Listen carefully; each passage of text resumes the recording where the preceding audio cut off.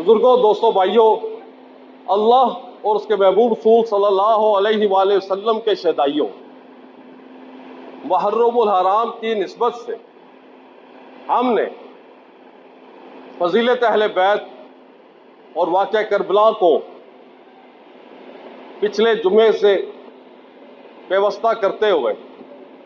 आज भी इंशाअल्लाह ताला इसी मौजू को हम ज़ेर बहस लाएंगे और फ़िरका वारियत को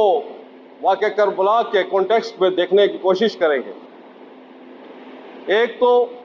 मौला अली अलैहिस्सलाम की खिलाफत और उसमें चंद मुसलमानों का उनकी खिलाफत को ना मानना, उसके नतीजे में जो मामलात में उलझाव पैदा हुआ और फिर खुसूसी तौर पर इमाम आली मुकाम हज़रत इमाम हुसैन अलैहिस्सलाम की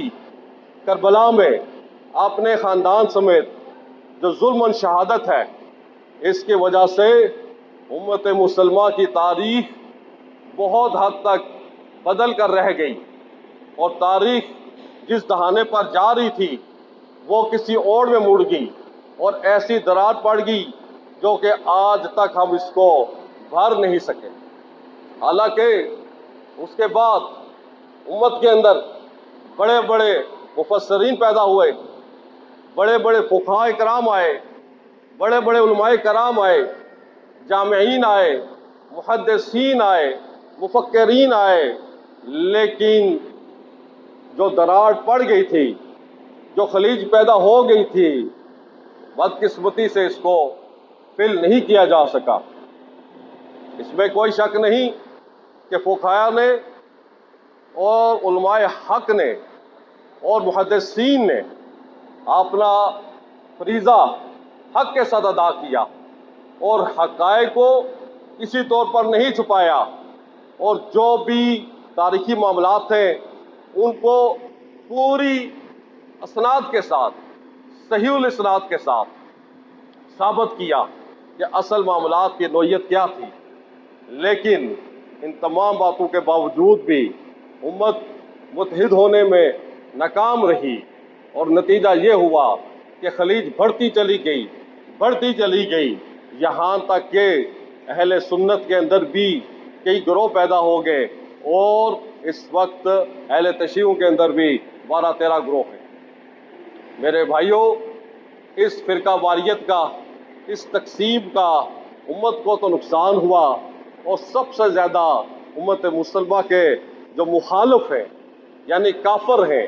सेहोनी हैं, नसरानी हैं, हिंदू हैं, उन्होंने फ़ायदा उठाया, क्योंकि ये वो उम्मत थी जिसने अल्लाह के फजल करम से मुत्तहिद होकर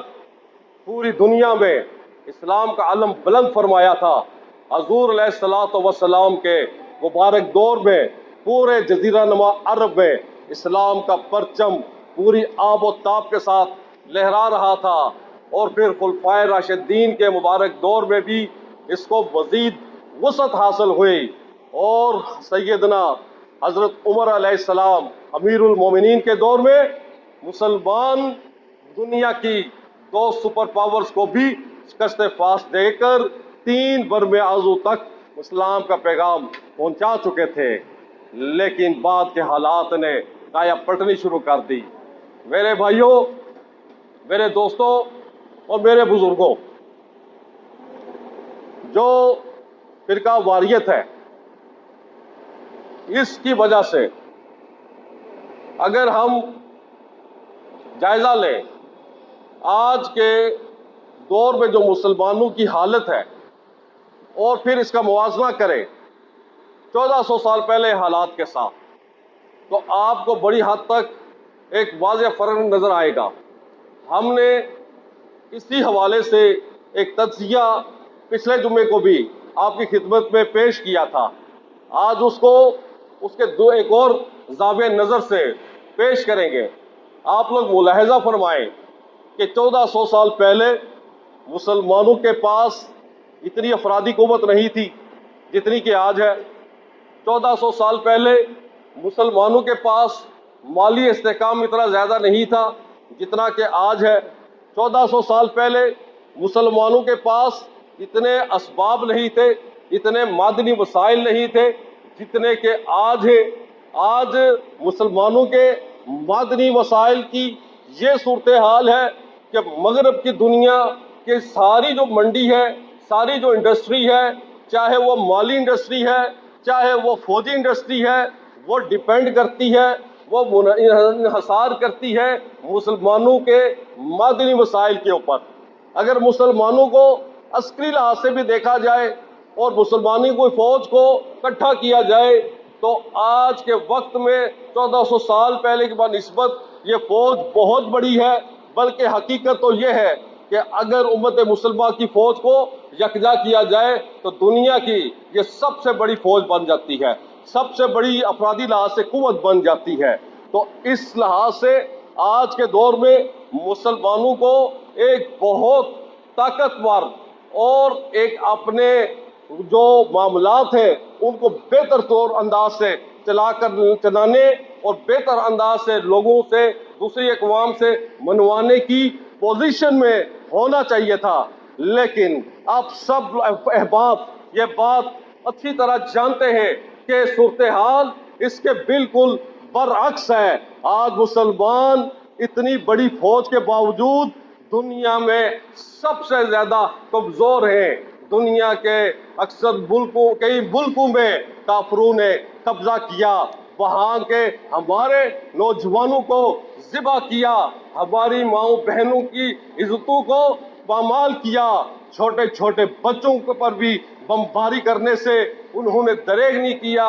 और लाखों की तादाद में मुसलमानों की नस्ल कुशी की गई है। मगर भाइयों, ये फौजी कुव्वत, ये अस्करी तादाद में हमारा ज्यादा होना कोई इसी लिहाज से हमें फायदा नहीं दे सका। ये माली लिहाज से, ये वसाइल के लिहाज से ज्यादा होना माजी के मुकाबले में हमें फायदा नहीं दे सका। और अगर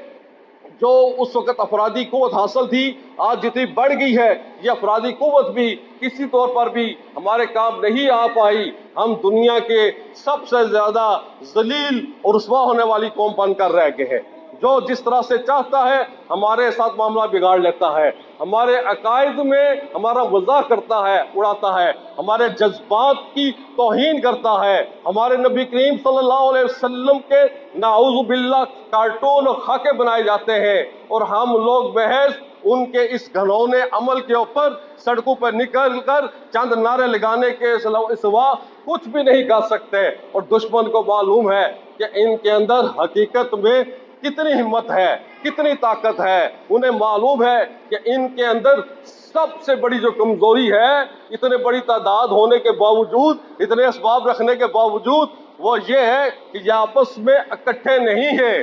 ये आपस में तकसीम है, ये मुख्तलिफ फिरकों में बढ़ चुके हुए हैं। लिहाजा हम जिस तरह से चाहें इनके साथ मामला करें, नाउज़ु बिल्लाह इनके कुरान को जलाएं, इनके नबियों के खाके बनाएं, लेकिन ये किसी तौर पर भी ऐसा कोई एक्ट नहीं कर सकेंगे, ऐसा जो है हमला या अपने एग्रेसिव मोड पे नहीं आ सकेंगे कि हमें इनकी वजह से कोई फिक्र लाहक हो सके। यकीन जाने जब कभी भी मुसलमानों ने ऐसे मौके पर एहतजाज किया, वो एहतजाज जितना हमको नजर आता है वो उससे दुगना भी हो जाए, वो उससे तिगना भी हो जाए, किसी सूरत में उन बगैरतों के बातों पे, उनके पेशानी पे एक शिकन भी पैदा नहीं होने वाली है, क्योंकि उन्हें इस हकीकत का इल्म है कि हमारे अंदर असल में कितनी ताकत है। और इसकी सबसे बड़ी वजह ये फिरका वारियत है, सबसे बड़ी वजह ये आपस में तकसीम है, सबसे बड़ी वजह एक दूसरे को नाउज़ु बिल्लाह इस्लाम से खारिज करने वाला, इस्लाम से निकालने वाला एक घिनौना अमल है और अपने आप को बरहक समझना और दूसरों को नाल मुस्लिम समझना। आप देखिए, हकीकत यह है कि अल्लाह ताला ने इत्तेफाक के अंदर ताकत रखी हुई है, अल्लाह ताला ने इत्तेहाद के अंदर ताकत रखी है। मुसलमान जब एक थे तो उनकी तादाद कम थी, फिर भी फतह उनको मिलती थी। आप गज़वा बदर का मुलाहिजा फरमाए, मुसलमानों की तादाद कम, असला कम, अगर दुश्मन की तादाद ज्यादा, असला ज्यादा, असबाब ज्यादा, लेकिन आपस में इकट्ठे थे तो फतह किसकी हुई? मुसलमानों की। इसके बरक्स गज़वा उहद में क्या हुआ कि पहले तो جنگ کے آغاز میں ہی ایک گروہ منافقین کا 300 افراد سمیت علیحدہ ہو گیا، اور پھر حضور صلی اللہ علیہ وسلم کی سرپرستی میں، ان کی موجودگی میں ایک گروہ نے، جس کو حضور صلی اللہ علیہ وسلم نے معمور کیا تھا کہ اس درے میں تم لوگوں نے جم کر رہنا، یہاں سے ہٹنا نہیں ہے، اور جب تک مسلمان تعداد کم ہونے کے باوجود اللہ اس کے رسول کے اس حکم پر قائم رہے، تو کم تعداد، کم اسلحہ، کم اسباب کے باوجود اللہ تعالیٰ نے ابتدا میں فتح عطا فرمائی۔ لیکن جب ایک گروہ پھر اپنی من مرضی کر بیٹھا اور وہاں سے ہٹ گیا اور جا کر حضور صلی اللہ علیہ وسلم کی خلاف ورزی کرتے ہوئے مال غنیمت لوٹنا شروع ہو گیا، تو اللہ کی طرف سے آئی ہوئی مدد اس کے نتیجے میں ختم ہو گئی، اور اس گروپ بندی کے نتیجے میں وہ فتح آخر کار شکست میں بدل گئی۔ لیکن اللہ تعالیٰ نے ان صحابہ کی اس غلطی کو معاف کرنے کے بعد مسلمانوں کو ایسی نصیحت کی، اور مسلمانوں نے ایسا اسے سبق سکھا۔ بعد میں غزوہ خندق ہوئی، غزوہ بنی مستلق ہوئی، غزوہ حنین ہوئی، غزوہ تبوک ہوئی، اور اس کے بعد یرموک ہوا، یمامہ ہوا اور قادسیہ ہوا۔ ہر موقع پہ مسلمان اکٹھے رہے، ہر موقع پہ یہ ثابت ہوتا رہا کہ کسی صورت میں بھی افراد کی کمی، فوج کی تعداد کی کمی، اسلحے کی کمی، یہ کبھی بھی مسلمانوں کو کمزور نہ کر سکی، اور مسلمانوں کا ایمان اور اتحاد اور متحد ہونا یہ ثابت کرتا رہا کہ مسلمان ہر جگہ غالب رہے، فتح یاب رہے، جو اللہ کی خصوصی مدد، اللہ کی خصوصی رحمت ان پر نازل ہوتے رہی۔ کس کی بنیاد کے اوپر؟ ایمان اور اتحاد کی بنیاد کے اوپر۔ اس چیز سے ہم نے کیوں نہیں سبق سیکھا؟ کیوں نہیں ہم اس چیز سے سبق سیکھ رہے ہیں؟ میرے بھائیوں، اگر ہم فرقہ واریت کے حوالے سے ایک اور پہلو کا جائزہ لیں تو ہمیں یہ دیکھنا پڑتا ہے کہ جو فرقہ پرست قسم کا گروہ جو ہوتا ہے، چاہے وہ کسی بھی مکتبہ فکر سے تعلق رکھتا ہو، وہ اہل تشیع ہو، اہل سنت کے ہو، اہل حدیث ہو، وہ دیوبندی ہو، وہ بریلوی ہو، وہ جو بھی ہوں گے، اگر ان میں سے ان کے کسی لیڈر کے اندر اور اس کے پیروکاروں کے اندر فرقہ پرستی پیدا ہوئی ہوگی، تو وہ اس کا رویہ ایسا ہوگا جیسا کہ اسلام کے خصوصیات اور صفات کے ساتھ اس کا تعلق ہی نہیں ہے۔ کیوں؟ وہ اس لیے کہ جو فرقہ پرست لیڈر ہوتا ہے اس کے اندر تکبر ہوتا ہے۔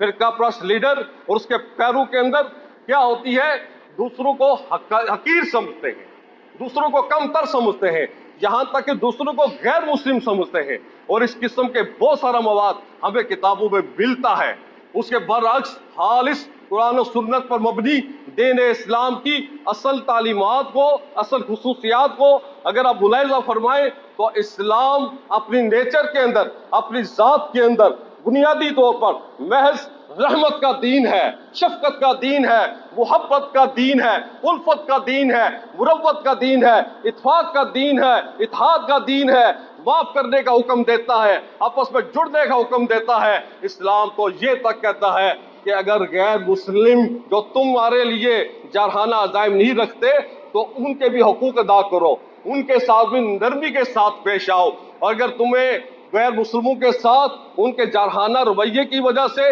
جنگ کرنی پڑتی ہے تو خبردار، کافروں میں سے جو ضعیف ہوں گے ان کو نہیں مارنا، کافروں کی عورتوں پر ہاتھ نہیں اٹھانا، کافروں کے بچوں پر کسی طرح کی سختی نہیں کرنی ہے، یہاں تک کہ وہاں کے درخت بھی نہیں کاٹنے۔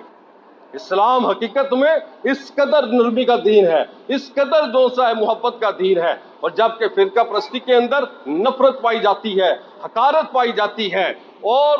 لوگوں کے ساتھ علیحدگی اور لوگوں کے ساتھ رخنہ اندازی کا رویہ پایا جاتا ہے۔ اس لحاظ سے ہم اس بات پر بڑے ہی کانفیڈنٹ ہیں، بہت پر اعتماد ہے کہ دین اسلام کا اور فرقہ واریت کا آپس میں کوئی تعلق نہیں ہے۔ اسی وجہ سے اللہ سبحانہ و تعالیٰ نے قرآن پاک میں واضح طور پر ارشاد فرمایا وَاعْتَصِمُوا بِحَبْلِ اللَّهِ جَمِيعًا وَلَا تَفَرَّقُوا، کہ ایک اللہ کی رسی کو مضبوطی سے پکڑ لو اور آپس میں تفرقہ مت کرو۔ یہ آیت بالکل بالمثل ہے ان آیات کی جن میں اللہ تعالیٰ نے سختی کے ساتھ اور حرام اور باطل جو اعمال ہیں اور باطل جو عقائد ہیں ان سے منع فرمایا ہے۔ مثال کے طور پہ اللہ سبحانہ تعالیٰ نے شرک کی نفی کرتے ہوئے فرمایا ہے وَلَا تُشْرِكْ بِاللَّهِ، اور اللہ کے ساتھ شرک مت کرو، اللہ کے برابر کسی کو عزت نہ دو، اللہ کے برابر کسی کو مددگار مت سمجھو، اللہ کے برابر کسی کو طاقتور مت سمجھو، اللہ کے برابر کسی کو شفا دینے والا مت سمجھو، اللہ کے برابر کسی کو مشکل کشا مت سمجھو۔ ولا تشرک باللہ، کوئی اس کے ساتھ شریک نہیں ہے۔ ولا تشرک، کہ مت کرو شرک۔ ولا قتل اولادکم، اور اپنی اولاد کو قتل مت کرو۔ ولا تقربوا فواحشہ، اور بے حیائی کے قریب مت جاؤ۔ اب آپ ان آیات کو سامنے رکھیں جس میں اللہ سبحانہ تعالیٰ نے سختی کے ساتھ ممانعت فرمائی، نفی فرمائی کہ نہیں کرنا، شرک نہیں کرنا، قتل نہیں کرنا، والدین کی نافرمانی نہیں کرنی، خواہشات کے قریب نہیں جانا، اور فرقہ واریت نہیں کرنی۔ جب اللہ سبحانہ تعالیٰ نے کہہ دیا فرقہ واریت نہیں کرنی، حضور صلی اللہ علیہ وسلم نے فرما دیا کہ فرقہ واریت کے اسلام کے اندر کوئی گنجائش نہیں۔ جو کسی مسلمان کو کافر کہتا ہے تو وہ کفر اس کے اوپر واپس اوڑھ کر آ جاتا ہے، لوٹ کر آ جاتا ہے۔ تو پھر آپ خود بتائیں کہ اسلام کا اور فرقہ واریت کا آپس میں کوئی تعلق نہیں بنتا۔ اس لحاظ سے یہ ہم سب کی آزمائش ہے کہ ہم آج کے اس دور میں جبکہ فرقہ واریت پورے جوبن میں ہمیں نظر آ رہی ہے، ہم اللہ سبحانہ تعالیٰ کی اور پیارے حضور علیہ الصلوۃ والسلام کی اطاعت کرتے ہیں، یا ہم فرقہ پرست گروہوں کی یا علماء کی اطاعت کرتا ہے۔ بے شک اس وقت امت کے اندر اہل حق علماء کرام موجود ہیں جو کسی طور پر بھی فرقہ واریت کی بات نہیں کرتے، جو ہمیشہ امت کو جوڑ کر رکھنے کی بات کرتے ہیں، امت کے اندر الفت اور محبت کی بات کرتے ہیں۔ لیکن بدقسمتی سے ہمارے کئی لوگ ان ایسے علماء کو نظر انداز کر کے ایسے لوگوں کے پیچھے پڑے ہوئے ہیں جو کہ نفرت کا، حقارت کا اور ایک دوسرے سے دور رہنے کا پیغام دیتے ہیں۔ میرے بھائیوں، ایک تیسری حقیقت میں آپ کے سامنے یہ رکھنا چاہتا ہوں مختصر سے الفاظ میں، کیونکہ ٹائم ختم ہونے والا ہے، اور وہ یہ ہے کہ اگر آپ صرف تھوڑا سا وقت نکال کر اس بات کا جائزہ لیں کہ جو دو مین سٹریم کے فرقے ہیں، اہل سنت اور اہل تشیع، اہل سنت میں دیوبندی، بریلوی، اہل حدیث تینوں آ جاتے ہیں، اور اہل تشیع میں جتنے ان کے گروہ میں سارے آ جاتے ہیں، ان کے مابین جو اختلافات ہیں انہی کا اگر پوری ایمانداری کے ساتھ جائزہ لیں تو آپ یہ اندازہ لگا کر، یہ جان کر حیران ہو جائیں گے، پریشان ہو جائیں گے کہ حقیقت یہ ہے کہ جو اختلافات ہیں وہ صرف 5% ہیں، صرف 5 سے 7%، اس سے زیادہ اختلافات نہیں ہیں، بالکل نہیں ہے۔ میں ممبر رسول پہ کھڑا ہو کر بات کر رہا ہوں، لیکن جو سینیریو پیش کیا جاتا ہے،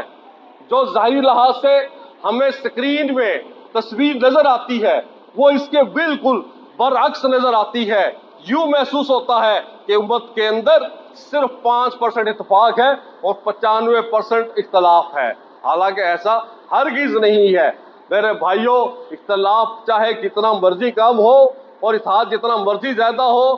اس تمام باتوں کے ساتھ ساتھ ہم کو پھر بھی اس بات کا بھی دھیان رکھنا ہے کہ ہم اپنے آپ کو ایسا باشعور بنائیں، ایسا بابصیرت بنائیں کہ اختلافات کے باوجود بھی ہم ایک دوسرے کے ساتھ مل جل کر رہیں، محبت سے رہیں، مربت سے رہیں، ایک دوسرے کے لیے خیر سگالی اور خیر خواہی کے جذبات کا اظہار فرمائیں۔ اس لحاظ سے میں اس مسجد کی جو کمیٹی ہے ان کو مبارکباد پیش کرتا ہوں کہ انہوں نے اپنی مسجد کے باہر یہ ڈسپلے کر دیا ہے یا وعدہ کر دیا ہے کہ یہ مسجد تمام مسلمانوں کے لیے ہے، کسی مخصوص مکتبہ فکر کے لیے نہیں ہے، ہر مکتبہ فکر کا مسلمان ادھر کو آ سکتا ہے۔ لہذا اس کمیٹی کے جو افراد ہیں، ماشاءاللہ سے مرد مجاہد چودھری شاہ زیب صاحب، مرد مجاہد چودھری گلریز صاحب اور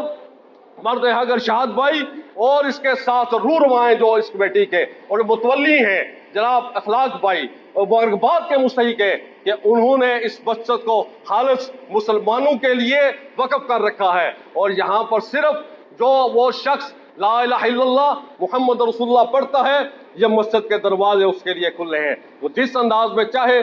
آئے، نماز پڑھے، عبادت کرے، اس کو مکمل آزادی ہے۔ اللہ سے دعا ہے کہ اللہ تعالی ہم سب کو سچے دل کے ساتھ اسلام پر چلنے کی توفیق عطا فرمائے، دوسرے تمام مکتبہ فکر کا احترام کرنے کی توفیق عطا فرمائے، اور تمام دنیا کے مسلمانوں کے ساتھ متفق اور متحد رہنے کی توفیق عطا فرمائے۔ وآخر دعوانا ان الحمد للہ رب العالمین۔